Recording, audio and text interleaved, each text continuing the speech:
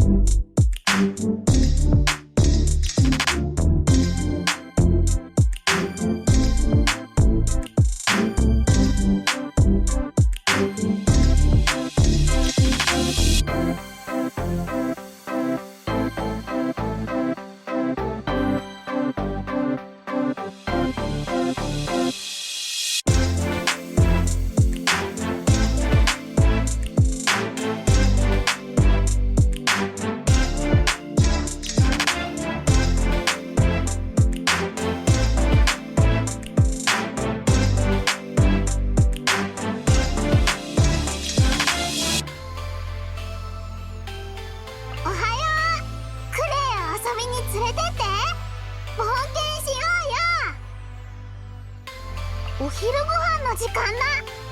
何食べようかな。セピロス騎士団火花騎士クレイ参上。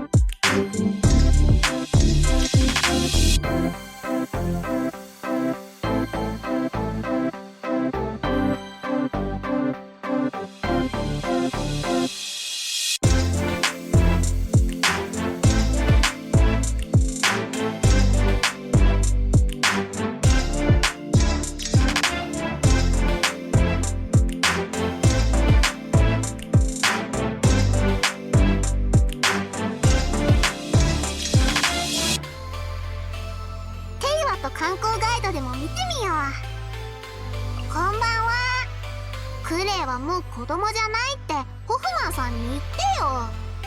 クレイは夜も遊びに出かけたいの。遊びに連れてって。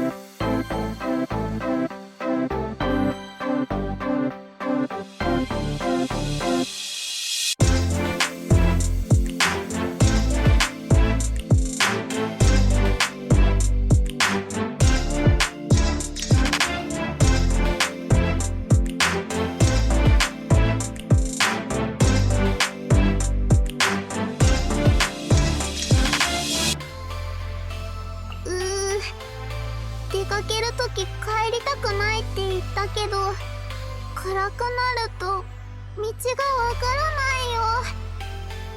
ねえ、帰るときクレイを送送ってくれないかな。